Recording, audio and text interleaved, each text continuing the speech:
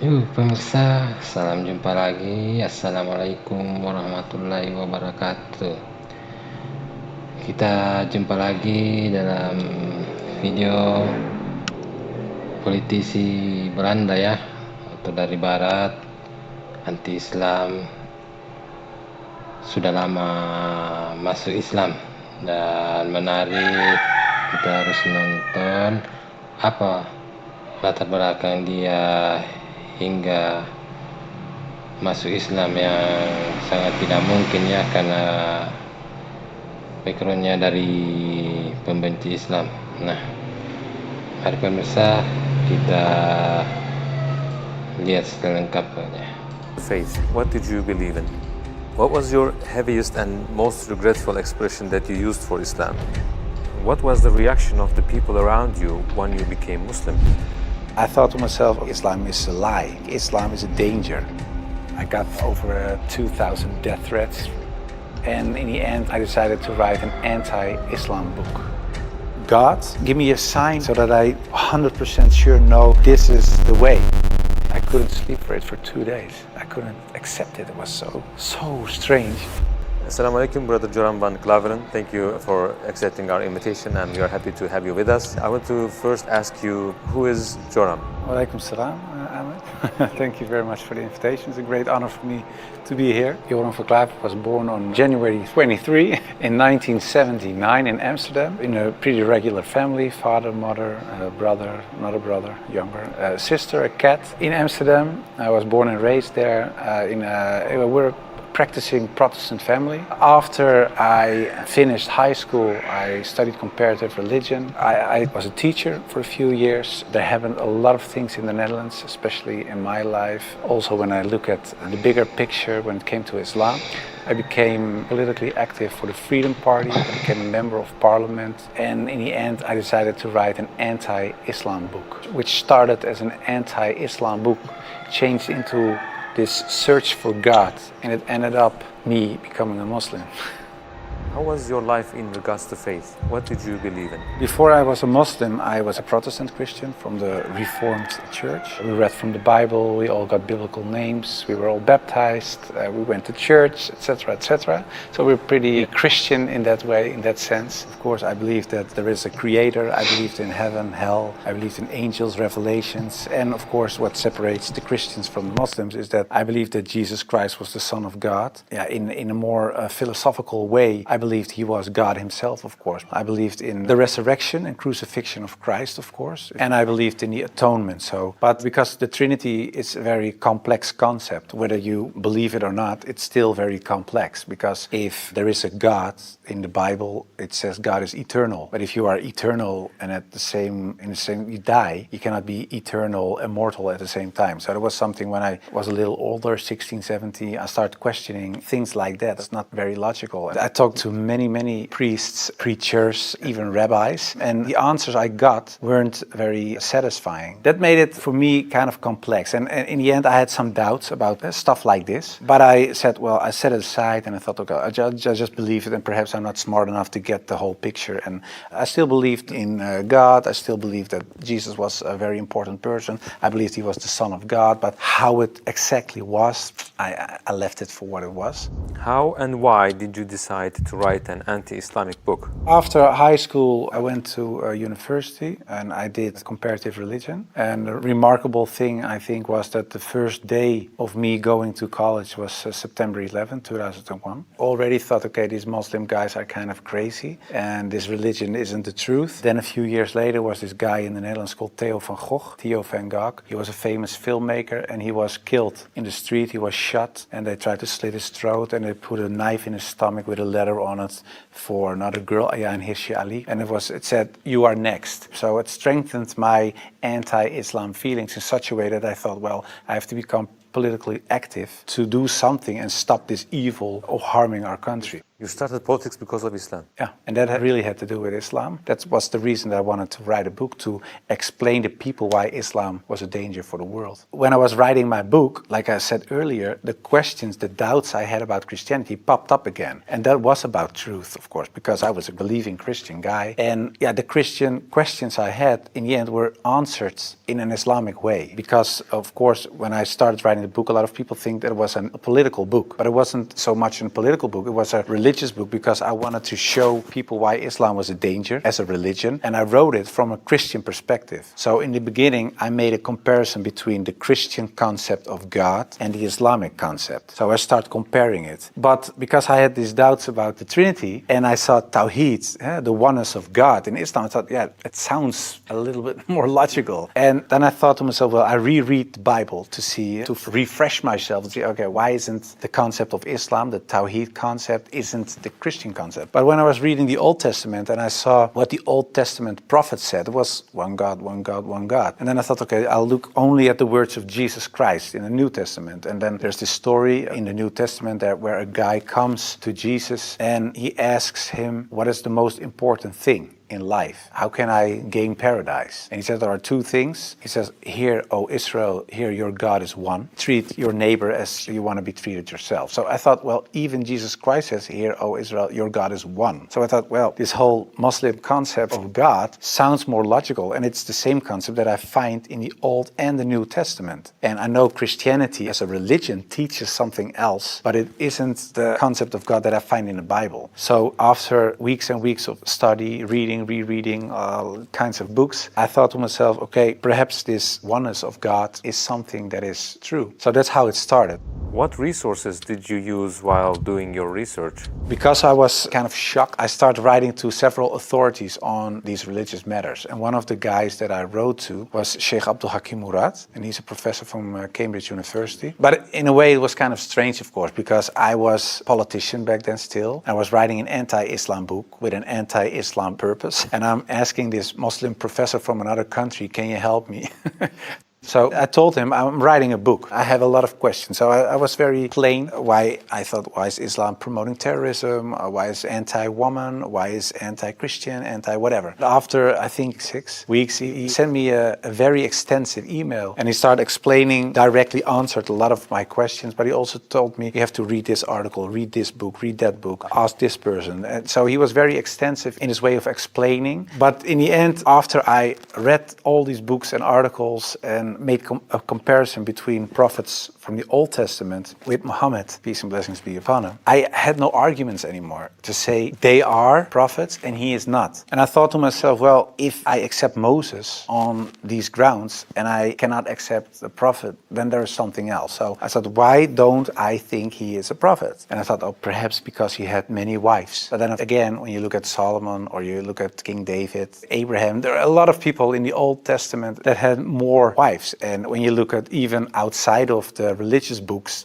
culturally in Europe, in Africa, Asia, everywhere, there were men with several wives for several reasons. So I thought to myself, well, that cannot be a reason either. So one by one, all these reasons fell. And then in the end, I thought, well, I have to say all of them are not prophets. But I didn't believe that, because I thought, well, the things they did, they said, the miracles that happened, etc., they were confirmed in what they said and what they did. So they are. And then I said, well, then I have to accept that Prophet Muhammad perhaps is a prophet too. So I was doubting it. So first I thought, well, it's the most evil person I know because of the history. Then I said, well, perhaps it's not that evil, but he's not a prophet. And in the end I started doubting, perhaps he is a prophet. Yeah, that took, of course, me reading a lot of books again. And the one thing that I think was very wise of Abdul Hakim Murad to say was, he said, well, the books you read about with the anti-Islam arguments are written by non-Muslims. He said, if you want to know more about Christianity, you don't read books from atheists. You start reading the books from the Christians. Why do they believe this? What are the arguments? So that you have to do the same with Islam. So start reading Islamic books from Islamic teachers, from Islamic scholars, etc. And then you can see, if you compare the books on the same topic of people who are Muslim and wrote those books and non-Muslims, you can see where they took the wrong turn, where they translated words in the wrong way, sometimes perhaps even not on purpose, but just because they didn't know, where things are added, where things left out of it. So, and in the end, you see there is this other religion almost created because of all these things. And that's what I did. And that's what I also did with the life of the Prophet, because I read a book from Martin Links, The Life of the Prophet, based on the earliest source of Muhammad. And it was written, of course, by a convert. And his way of reasoning, his way of telling, his way of writing appealed to me because it's culturally the same thing. How do I approach a certain topic, etc. And it was the first time that I saw him not so much as a warlord, because that's the picture I had in my mind, but I saw him as a father, and I saw him as a friend and a teacher, and so much more. And so, yeah, I saw the person and his character, and I said, well, I can say a lot, but I cannot say that this is not a good man. So his character persuaded me to read more and to want to know more.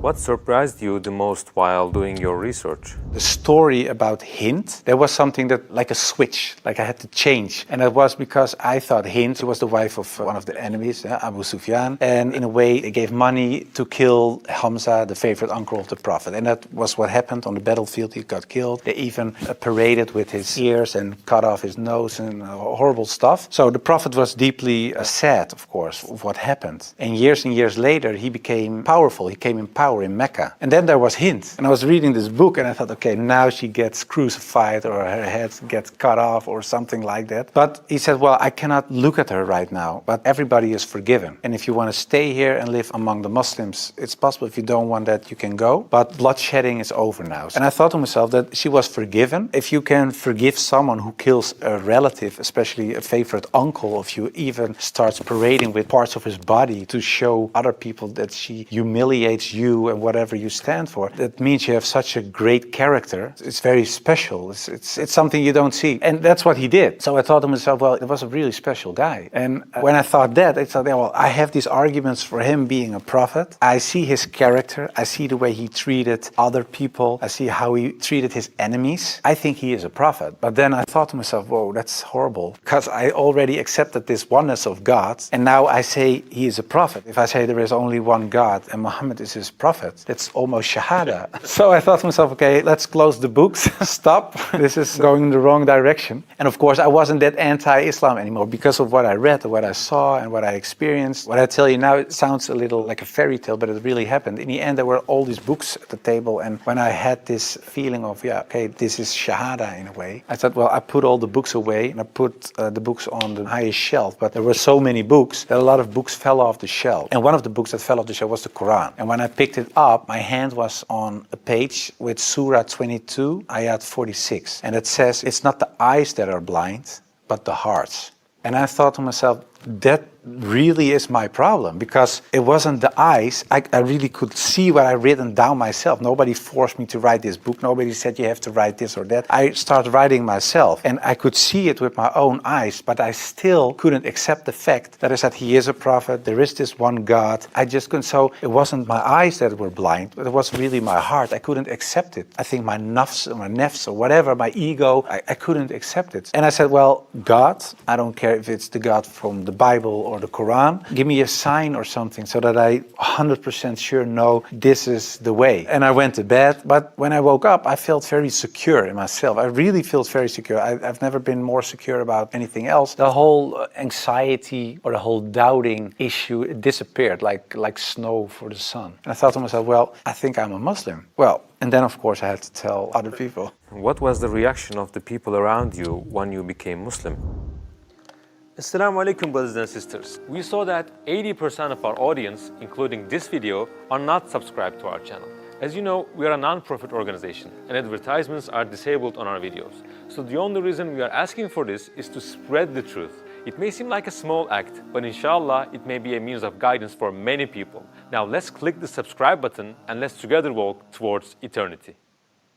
What was the reaction of the people around you when you became Muslim? Most of them were very negative, of course. For a lot of people, especially some uncles and aunts, it was kind of a shock. They heard it when it was on the news. I told my mother, and my mother started crying. And my wife was pretty open. Yeah, she was very cool about it. She said, well, if Islam is what you really believe and that's in your heart, who am I? And yeah, some people from my old work were really aggressive. I got over 2,000 death threats from people who used to support me, of course. people who voted for me. People said the most horrible things. We will rape your wife, shoot you, we know where your children go to school, stuff like that. And most of them, of course, is nonsense because they're crazy people writing things on their computer. So it was kind of a hectic time. And I had to tell my work, of course, and it was this Christian organization. So to say, the leader of the pack, he said, I can't believe it. And he said, well, I noticed this change when you talked about certain topics on radio. You were kind of a little more mild, not so harsh anymore, but you becoming a Muslim. And after I said, yeah, I became Muslim, he said, I couldn't sleep for it for 2 days.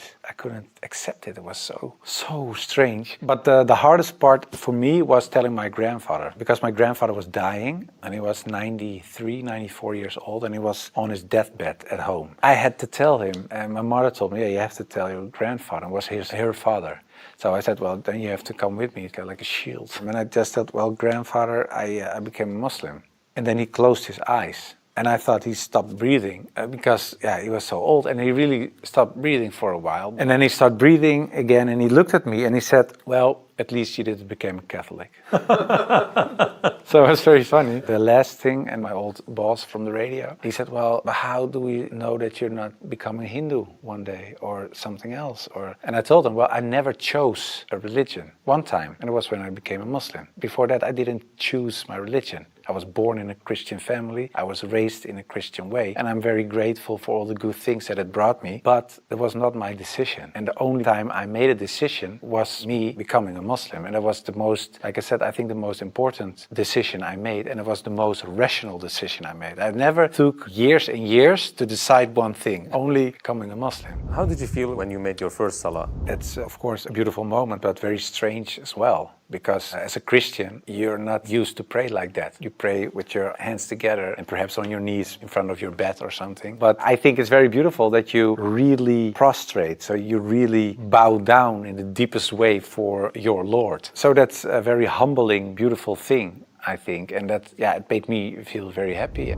What were the 3 biggest challenges you faced when you converted to Islam? Well, becoming a Muslim, of course, was a big challenge because I had to tell the world and family, and that was a big challenge. The part of thinking that it would be very hard to become a Muslim because, especially as a Protestant Christian, there aren't so many things you have to do in a religious sense. As a Muslim, in terms of practice, so it is required to pray 5 times a day. It's required to eat in a certain way. It is required to think in a certain way. You have to be the best in a way every moment because of your relation with your Creator and because of the fact that you have to pray 5 times a day. It's a constant reminder in a way of the Creator, so that makes you much more aware of the fact that you have a Lord than as a Christian. That's how I experienced it. And I thought to myself, whoa, 5 times a day praying, I cannot do this, I cannot do that, I have to do so that made it hard in the head. But after I became Muslim, it wasn't hard at all. Are you raising your kids as Muslims? Well, you try, of course. I don't know, when you're really raised as a Muslim, I think it's a very difficult job, especially in these times. Of course, when I married, I wasn't a Muslim. You promise in a way that you raise your children as Christians. So after I became Muslim, I'm not raising my children as Christians, of course. If the kids have questions about Christianity, they ask my wife, they get Christian answers. And if they come to me, they get Islamic answers. But most of the time, they ask your father. And my wife cooks halal for everybody, so that's very sweet. She says, well, I'm not going to cook 5 meals, so everybody eats the same. You want halal, everybody eats halal. So in a way, it's like an organic process. What was your heaviest and most regretful expression that you used for Islam? I think Islam is a lie, because that's something I used to say. Islam is a lie, the Quran is poison. But when I said Islam is a lie, that's the whole religion and everything that comes with it. So that's like the highest level of Jahiliyyah in a way. Yeah, that's something I regret because it was like an umbrella and everything else was under this concept of Islam is a lie because that was the core thought. And of course I do blame myself, and I know there are a lot of people out there not practicing Muslims that do so. And in a way I understand it because in a political sense and in a social cultural sense, everything is said and done is still there. I sometimes even hear arguments from people in my old party that I offended in a way. Yeah, that's something that bothers me, and that's one of the reasons that we founded an organization. It's called the IXC, Islam Experience Center, and we go to schools, primary school, high school, college, universities, but also to departments of the government, other social organizations, churches, to take away misconceptions about Islam, to share the message, to show Islam in its true colors. And we do it by virtual reality with a glasses, so it's a very fun experience as well. And we try to erase in a way the things I said and done in the past. How should people research about Islam? Do you advise just searching at Google? No, I would certainly not advise Google. It's the last thing I would advise. I said shut down the computer. No, I think it's very important that people read books, real books with pages and stuff. I would recommend Muhammad, His Life Based on the Earlier Sources of Martin Links, the book I talked about earlier. It's a green book. And I think it's very important for people not just dive into the Quran, because it's a very complex book. And if you don't have anybody who can teach you what you read, especially most of the people who don't know anything about Islam are not fluent Arabic, classic Arabic speaking people. So you will read an interpretation of the Quran or a translation, and most of the time that's not the real deal, of course. So I would advise people just to study the Sirat, study the character and the life of the Prophet, because that's what the tradition teaches us as well. His life was the Quran. He was the living Quran in a way. Just study his Sunnah, and I think that is the best way of discovering Islam. What would you like to say as your final comments? I became much more happy after I became Muslim. So I would like to invite everybody to become a Muslim, just because it brings peace to your soul and peace to your heart. It is the truth. It resonates with heart and soul. At least look at it from an Islamic perspective. Try to read and study the life of the Prophet. Try to understand what the Muslims believe. Not so much the behavior of Muslims, because there are a lot of Muslims that don't live like Muslims, including myself. I don't always live like a Muslim. I should, we all do, but you should look at the example of all examples, and it was the Prophet. And if you study his life, perhaps you find guidance that leads you to the truth.